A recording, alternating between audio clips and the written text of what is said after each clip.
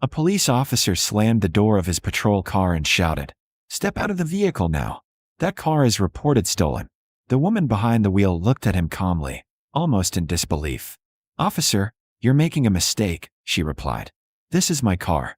What happened next would turn a quiet suburban street into the center of a national controversy and lead to a courtroom verdict that would cost the city hundreds of thousands of dollars. It was just after 3 p.m. on a mild Wednesday afternoon when Congresswoman Angela Brooks turned onto Maple Ridge Drive, the peaceful residential street where she had lived for nearly 5 years in the town of Fairview Heights. The neighborhood was the kind of place where children rode bicycles on the sidewalks and neighbors waved to each other from their front porches. Angela Brooks had worked most of her life to reach a place like this.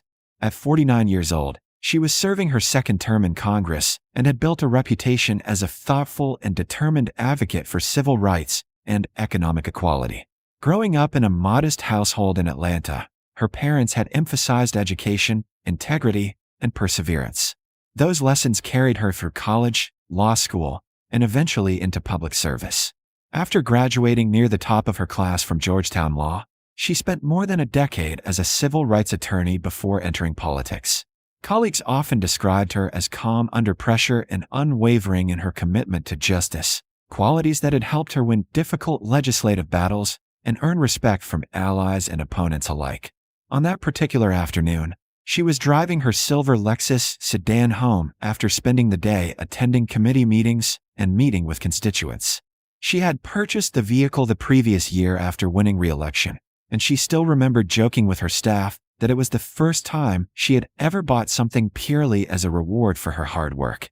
As she drove through the quiet streets of her neighborhood, she was thinking about an upcoming speech she planned to deliver in Washington about policing reforms and community accountability. Ironically, the events of the next 30 minutes would make that speech far more personal than she ever imagined. As Angela turned into her driveway, she noticed a police cruiser slowly following her down the street. At first, she assumed the officer was simply patrolling the neighborhood. Police vehicles passed through the area regularly, and she had always appreciated the sense of security it created.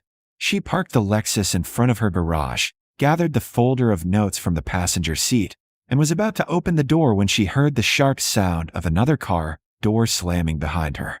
The officer approached quickly, his boots striking the pavement with a sense of urgency that immediately caught her attention. His name was Officer Daniel Harper, and he had been working for the Fairview Heights Police Department for 7 years.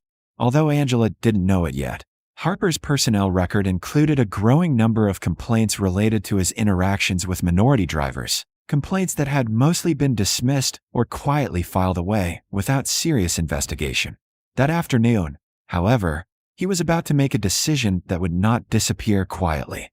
Harper walked up to Angela's window with his hand resting near his holster and a stern expression on his face. Angela rolled down the window and greeted him politely, expecting perhaps a simple question or clarification about something in the neighborhood. Instead, his voice came out sharp and commanding. "License and registration," he said abruptly. Angela handed over the documents without hesitation but couldn't hide her confusion. "Officer, may I ask what the problem is?" she said calmly. Harper glanced briefly at the paperwork before looking back at her with suspicion. "This vehicle matches the description of a stolen car reported earlier today," he said. For a moment, Angela simply stared at him, trying to process what she had just heard. "There must be some mistake," she replied. "This is my car. I just drove home from work." She even pointed toward the house behind them, a 2-story brick home with a small front garden that she had spent months renovating after moving in. "I live right there," she added.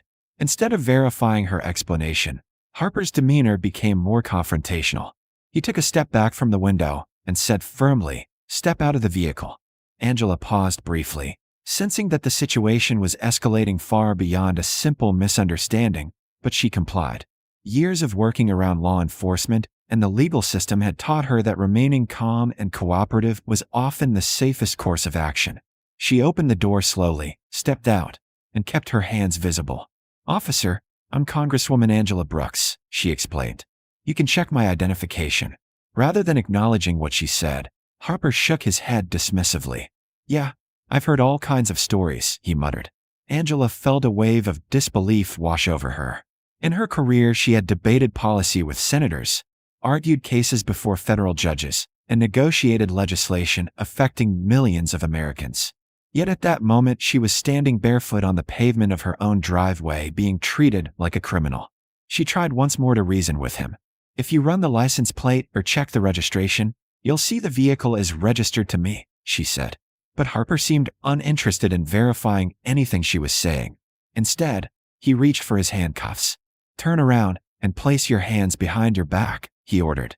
Angela hesitated for a split second, stunned that the situation had escalated so quickly, but she followed the command. The cold metal cuffs snapped around her wrists as neighbors began peeking through windows and stepping onto their front lawns to see what was happening.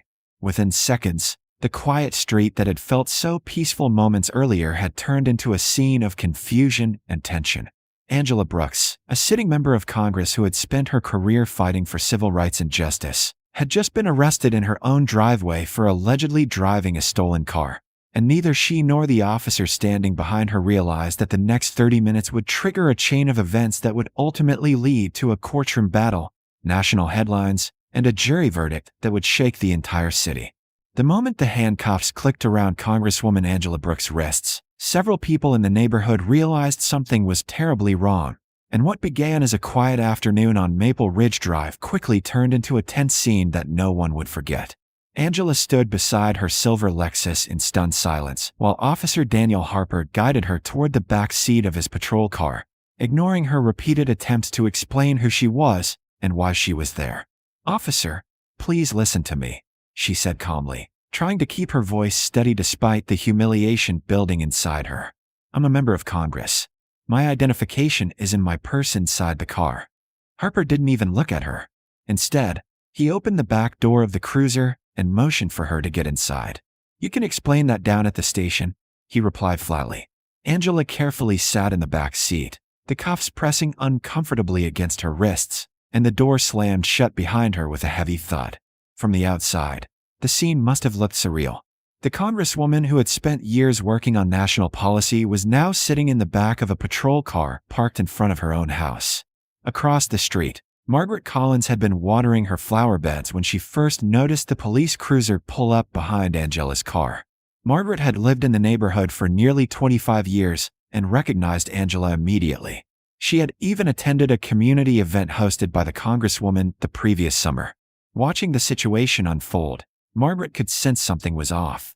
She reached into the pocket of her gardening apron, pulled out her phone, and began recording.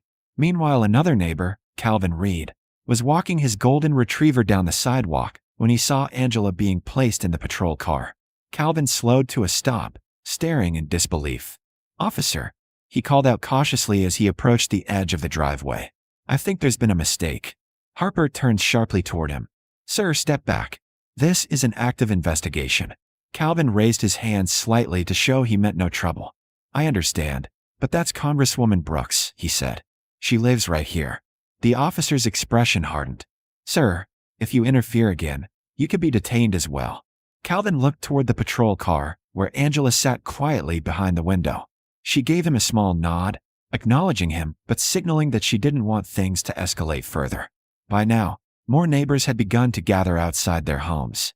Some stood on their porches while others watched from windows, whispering among themselves as they tried to understand what was happening. Angela sat in the back of the patrol car, her mind racing despite her effort to remain composed. She had spent years advocating for reforms related to policing and civil rights, but experiencing a situation like this firsthand felt surreal. She knew that reacting emotionally could make the situation worse, so she focused on breathing slowly and staying calm. A few minutes later, Harper spoke into his radio. "Dispatch, I've got a suspect in custody for a stolen vehicle," he reported. "Subject is claiming to be a member of Congress." His tone carried a hint of disbelief, as if the idea itself sounded ridiculous to him. The dispatcher responded that backup units were on the way. Within 5 minutes, the flashing lights of 2 additional patrol cars appeared at the end of the street. Officers stepped out and walked toward Harper, looking around curiously at the growing crowd of neighbors. One of the responding officers was Lieutenant Carla Ramirez, a veteran officer with over a decade of experience. She had responded to countless calls during her career, but the scene in front of her immediately raised questions. "What's going on?" she asked Harper. Harper gestured toward the patrol car.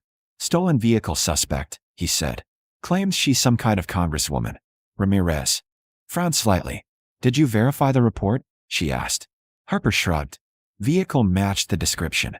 She started telling stories. Ramirez glanced toward the patrol car window. Through the glass, she could see Angela sitting upright, dressed in a navy blazer and professional slacks, her posture composed despite the circumstances. Something about the situation didn't add up. Ramirez walked over to the car and leaned slightly toward the open window. Ma'am, can you tell me your name? She asked. Angela met her eyes calmly. Angela Brooks, she replied. I represent the 7th District in Congress. My identification is inside my vehicle. Ramirez paused. She turned back toward Harper. Did you run her information? She asked quietly.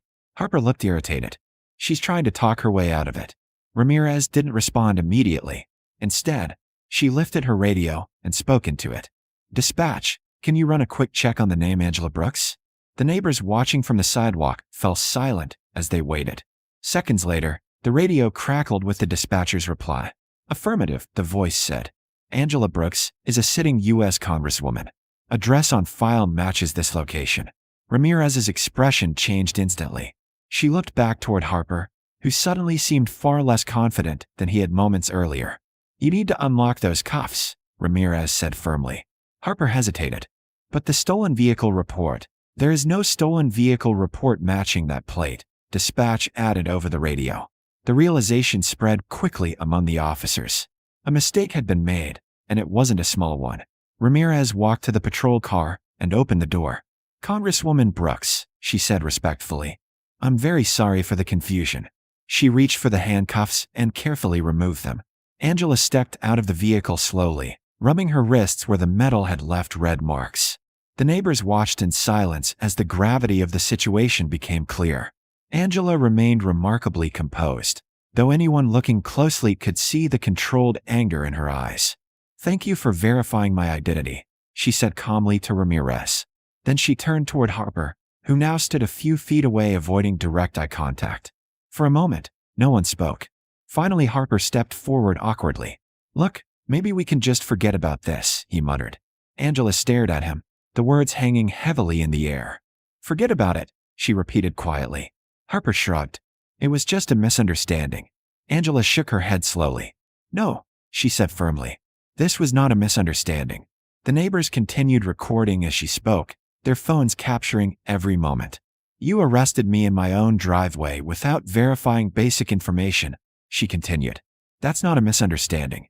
That's a violation of my rights. Harper had no response. Angela turned toward Ramirez. I'd like the names and badge numbers of every officer involved, she said calmly. Ramirez nodded immediately. As Angela gathered her belongings from her car, Margaret Collins approached from across the street, holding her phone. Congresswoman, she said gently. I recorded most of what happened. Angela accepted the phone briefly to review the video before handing it back. Thank you, she said sincerely. What none of them fully realized in that moment was that the incident on Maple Ridge Drive had already set off a chain reaction that would soon reach City Hall, national news networks, and eventually a courtroom where 12 jurors would watch those recordings and decide exactly how much the city would pay for the mistake that had just unfolded. By the time Congresswoman Angela Brooks walked into her home that evening, the quiet street where the incident had happened was still buzzing with conversation, and although the handcuffs were gone, the impact of what had occurred lingered heavily in her mind. She sat at her kitchen table replaying every moment of the encounter, from the first sharp command by Officer Daniel Harper to the humiliating minutes spent sitting in the back of the patrol car while neighbors watched in confusion. Angela had spent much of her career advocating for fairness in law enforcement, but experiencing what she believed was racial profiling firsthand changed everything. Instead of reacting emotionally or rushing to the media, she did what she had always done throughout her legal and political career. She began documenting everything. She wrote down the timeline of events while it was still fresh in her memory, noted the names of the officers involved, and saved the contact information that several neighbors had given her as potential witnesses. The following morning, she contacted a respected civil rights attorney named Marcus Delaney, whose firm had handled several high-profile cases involving unlawful arrests and police misconduct. When Delaney reviewed the evidence, including Margaret Collins' phone recording and the patrol car's dash camera footage that Brooks had formally requested through a public records process, he quickly realized the case was far more serious than a simple mistaken stop. The video clearly showed Brooks calmly explaining who she was while Harper ignored her statements and refused to verify her identity before placing her in handcuffs. Even more troubling, the department's own records began revealing a pattern. During the discovery phase of the lawsuit that Delaney filed in federal court only weeks later, his legal team obtained Officer Harper's personnel file. Inside were more than a dozen citizen complaints filed over the course of his career, many of them alleging aggressive behavior toward minority drivers. Most of those complaints had been dismissed after brief internal reviews, but together they painted a picture that was difficult to ignore. The lawsuit alleged that Brooks had been subjected to an unlawful arrest and detention that violated her constitutional rights, specifically protections against unreasonable seizure and unequal treatment under the law. The complaint also argued that the police department had failed to properly supervise or discipline Harper despite warning signs in his record. As news of the lawsuit spread, local media outlets began covering the story extensively. The idea that a sitting Congresswoman had been handcuffed in her own driveway for driving her own car shocked many residents of Fairview Heights. Community leaders demanded answers from city officials, while civil rights organizations pointed to the case as an example of how racial bias could affect anyone regardless of their status or profession. The police department placed Harper on administrative leave while an internal affairs investigation began, and as investigators reviewed traffic stop data from previous years, additional concerns emerged. Statistical reports showed that Harper had stopped black drivers at a significantly higher rate than white drivers in the same patrol area. The findings intensified public pressure on city leaders to address potential bias within the department. Meanwhile, settlement discussions between the city and Brooks' legal team began quietly behind the scenes. City officials knew that if the case went to trial, jurors would likely see the same dashcam footage that had already begun circulating among reporters and legal analysts. The video showed Brooks calm and cooperative while Harper appeared dismissive and increasingly confrontational. Although the city initially offered a smaller settlement to resolve the dispute quickly, Brooks rejected it, insisting that the case was about accountability and reform as much as compensation. Months passed as the legal process continued, and eventually the case moved toward trial. During court proceedings, jurors listened to testimony from neighbors who had witnessed the arrest, including Margaret Collins and Calvin Reed, both of whom described their shock at seeing Brooks placed in handcuffs despite repeatedly telling officers she lived there. The jury also watched the dashcam footage from Harper's patrol car, which captured his refusal to verify Brooks' identity even after she explained who she was. Perhaps the most damaging testimony came from Lieutenant Carla Ramirez, who told the court that basic verification steps could have prevented the entire incident. After days of testimony and legal arguments, the jury began deliberations. The courtroom sat in tense silence as everyone waited for their decision. Only a few hours later, the jurors returned with their verdict. They ruled in favor of Angela Brooks, concluding that her arrest had been unjustified and that her constitutional rights had been violated. The jury awarded her $720,000 in damages, a decision that immediately made headlines across the region. The ruling also forced the city to review its training policies and oversight procedures within the police department. Officer Daniel Harper was later terminated from his position, and the department announced new measures aimed at improving accountability and preventing similar incidents in the future. Standing outside the courthouse after the verdict, Brooks addressed reporters gathered on the courthouse steps. She spoke calmly but firmly, emphasizing that the case had never been about personal revenge. "What happened to me should never happen to anyone," she said. "If a member of Congress can be arrested in her own driveway without verification, imagine what ordinary citizens face every day." She later used part of the settlement funds to support community legal programs that assist victims of wrongful arrests and civil rights violations. For the residents of Fairview Heights, the incident that began with a routine traffic stop had become a powerful reminder of how quickly assumptions and poor judgment could lead to serious consequences. And for Angela Brooks, the experience reinforced something she had believed throughout her career: that justice sometimes takes time, But when it finally arrives, it can force institutions to confront their mistakes and change for the better.